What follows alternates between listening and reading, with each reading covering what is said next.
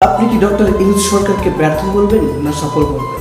আমি মনে করি যে ডক্টর ইউনূসের যে সরকার সেটার ব্যর্থতা বা সফলতা এখনও যাচাই করার সময় হয়নি, তাদের কাজ শেষ হয়নি।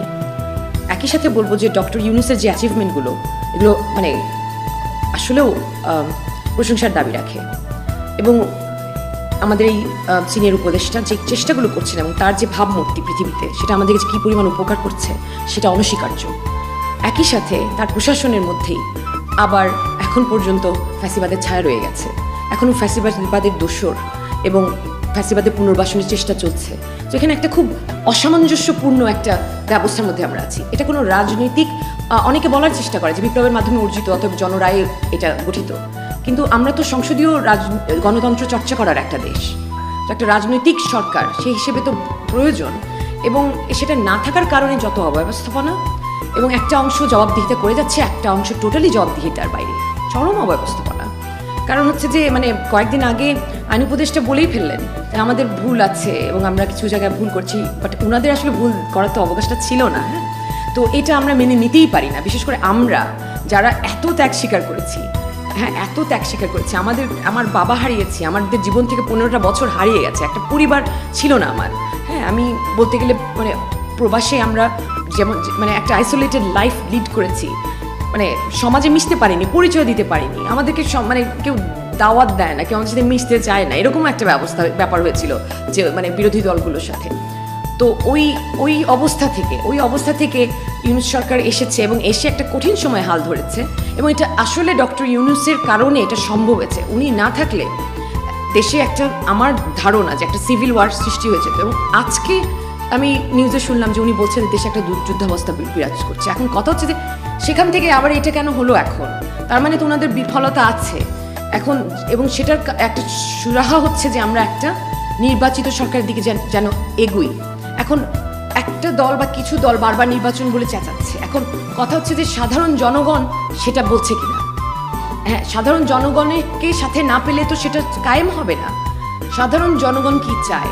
তারা চায় তাদের যেই খাদ্যদ্রব্য তারপরে খাদ্যদ্রব্যের মূল্য সেগুলো সহনীয় পর্যায়ে থাকুক, তারা যেন চাল একটা রিজনেবল প্রাইসে কিনতে পারে, তারা যেন সুচিকিৎসা পায় এবং তারা যেন রাস্তায় বেরোলে তারা নিরাপত্তা পায় এবং বা দুর্ঘটনা যেন না ঘটে।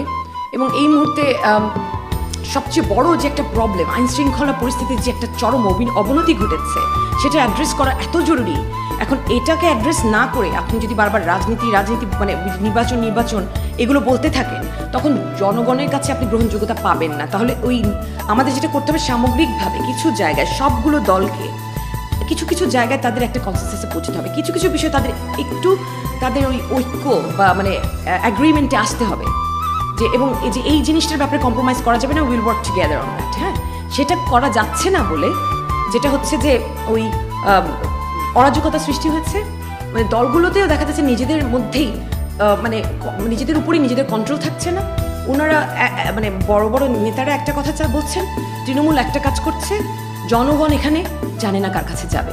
সরকারি অব্যবস্থাপনা, হ্যাঁ, তারা তো সবাই প্রফেসর ইউনূসের কাছে গিয়ে পার্সোনালি বলতে পারছে না ওনার কাছে, আর কিন্তু ওনার আন্ডারে যারা কাজ করছেন, যারা ওনার সরকারটাকে সাকসেসফুল করবে, তারা যদি তাকে ফেল করিয়ে দেয়, তাহলে তো একটা ডিজাস্টারের দিকে যাব আমরা। তো বিষয়টা হচ্ছে এরকম যে আমাদের যে রাজনৈতিক দলগুলো তারা নির্বাচন চাচ্ছেন, তাদের আসলে জনগণের কাছে আগে যেতে হবে। জনগণ এখন এই মুহূর্তে চাচ্ছে যে ল অ্যান্ড অর্ডার সিচুয়েশনটা ঠিক হোক, এবং এটার সাথে দুর্নীতি ওতপ্রোতভাবে জড়িত, যেটাকে কন্ট্রোলে এই সরকার আনতে পারেনি। তো এখানে প্রত্যেকে রেসপন্সিবল। এবং দুর্নীতি কেন জড়িত? বিচার ব্যবস্থাতে দুর্নীতি, তাহলে তো ল অ্যান্ড অর্ডার সিচুয়েশন কীভাবে ক্লিয়ার হবে, কিভাবে ঠিক হবে? তো এই জিনিসটা অ্যাড্রেস করলে আস্থা আসবে, তখন তারা নির্বাচন চাচ্ছেন, সেটার মধ্যে তারা একটা কমপ্লিট একটা মানুষের কাছ থেকে যেটা মানুষ তাদের সাথে এগিয়ে আসবে এই দায়িত্বটা। এবং আমার মনে হয় যে law and order situation control করার মধ্যে যেরকম সরকারের ব্যর্থতা, সেরকম রাজনৈতিক দলগুলোর ব্যর্থতা। এখন সবচেয়ে বড় রাজনৈতিক দল হিসেবে যা বাংলাদেশ জাতীয়তাবাদী দলের হাইকমান্ড থেকে বারবার বলা হচ্ছে, তারেক রহমান বারবার বলছেন যে এগুলো বন্ধ করতে। হ্যাঁ, এগুলো তার দলের কারণে যদি কোনো ধরনের অরাজকতা এবং বেআইনি পরিস্থিতি সৃষ্টি হয়ে থাকে, সেটা টোটালি বন্ধ করতে। ওনার কোনো সাপোর্ট নেই এইসব ব্যাপারে, এবং উনি খুবই স্ট্রিক্ট একটা অবস্থানে আছেন। কিন্তু দেখা যাচ্ছে যে ওনার যে নেতারা, যে সিজনড রাজনীতিবিদরা 15 বছর যারা সাফার করেছেন, তারা এটাকে বাস্তবায়িত করছেন না, নাকি তাদের মধ্যে আন্তরিকতার অভাব? কী কারণে? আবার তারা বলছেন তারা নির্বাচন চাচ্ছেন।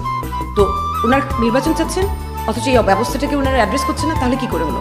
এই অবস্থাতে আপনারা যদি আগের মতন আমি এটা চাই, এই জামাত এসে বলবে আমি এটা চাই, বিএনপি এসে বলবে আমি এটা চাই, তারপরে নতুন যে দল হয়েছে তারা এসে বলবে আমরা এটা চাই, এটাতে সবচেয়ে বেশি উপকৃত হচ্ছে ফ্যাসিবাদ এবং যারা চাচ্ছে ফ্যাসিবাদকে পুনর্বাসিত করতে তারা। তো এই জিনিসগুলো কি জানি না আমরা, সাধারণ মানুষরাও জানে, রাজনীতিবিদরা জানেন না, তাহলে অ্যাড্রেস করছেন না কেন? মানে এলিফ্যান্ট ইন দ্য রুম, ওটাকে কেউ অ্যাড্রেস করে না, মানে অদ্ভুত একটা ব্যাপার। এবং আমরা মেনে নিতে পারি না এই যে একটা অবস্থা অরাজকতার, যে কারণে আজকে প্রধান উপদেষ্টা এটা বললেন যে দেশে একটা যুদ্ধাবস্থা বিরাজ করছে এবং যাতে ষড়যন্ত্রকারীরা সুযোগ নেবে। এই সুযোগটা নিলে ক্ষতি আপনারা আমার কার হবে না ক্ষতি আপনারা বলেন? তো এটার দায়িত্ব সবাইকে নিতে হবে আমি মনে করি, এবং যার কারণে আমি আসলে একজনকে দোষ দিতে পারি না। এই সরকারকে বলবো যে আপনারা ব্যর্থ হচ্ছেন, আর ইনাদেরকে বলবো যে না আপনারা সঠিক কাজ করছেন, এভাবে বলতে পারি না। আসলে এখানে সবার দায়িত্ব নিতে হবে, এবং দেশের মধ্যে যে একটা বিভাজন সৃষ্টি করা হচ্ছে রাজনৈতিক দলগুলোর মধ্যে, জামাত আর বিএনপির মধ্যে একটা বিরাট ফাটল সৃষ্টি, যেটা একটা ভয়ঙ্কর একটা ভুল হচ্ছে, সেটা ওনারা জেনে শুনে করছেন না জেনে করছেন আমি জানি না। একটা ছোটো বাচ্চাও বলে দিতে পারবে যার মধ্যে সামান্যতম রাজনৈতিক কনসিয়াসনেস আছে, যেটা করা উচিত না। আপনাদের কিছু কিছু বিষয় আপনাদের ঐক্যের মধ্যে আসা উচিত। আপনারা যেসব ব্যাপারে আপনার ওদের মধ্যে ঐক্যমত আছে এবং আছে আমি জানি, সেগুলো নিয়ে আপনারা কথা বলেন, সেগুলো তুলে ধরেন, যাতে মানুষ জানে যে আপনারা কিছু সেন্সিবল রাজনীতির চর্চা করছেন। আপনারা তাহলে আস্থা অর্জন করতে পারবেন। যেমন আপনারা সবাই ফ্যাসিবাদ বিরোধী, আপনারা আগ্রাসন বিরোধী, এই জিনিসগুলো আপনারা অ্যাড্রেস করুন, এগুলো আপনারা তুলে ধরুন। কিছু কিছু বিষয় আপনাদের এখন অবশ্যই ঐক্যমতে আসতে হবে। আজকে প্রধান উপদেষ্টার মুখে এই কথাটা বলা যে দেশে এখন যুদ্ধাবস্থা বিরাজ করছে বা ষড়যন্ত্রের আভাস পাচ্ছেন, এটা একটা ভয়ঙ্কর একটা সংকেত। এবং আরেকটা কথা হচ্ছে, তারেক রহমান বলেছেন যে জবাবদিহিতার অভাব, এটাও একটা কারণ।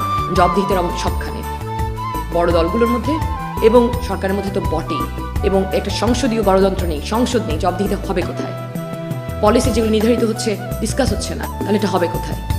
সব কিছু জরুরি আমাদের, এবং ওনাদের এই জন্য আরও দায়িত্বশীল আচরণ করতে হবে। আগের মতো করে একটা নর্মাল দেশে যেভাবে চলে যাচ্ছে আমরা একজন আরেকজনের বিরোধিতা করব, ওটা না। আমরা এখন একটা স্পেশাল সার্কামস্টান্সের মধ্যে দিয়ে যাচ্ছি, একটা স্পেশাল সময়।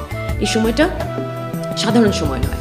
তো আমাদের কশাস মানে এক্সট্রাঅর্ডিনারি টাইমস, এটা তো এক্সট্রাঅর্ডিনারি মেজার্স আমাদের নিতেই হবে।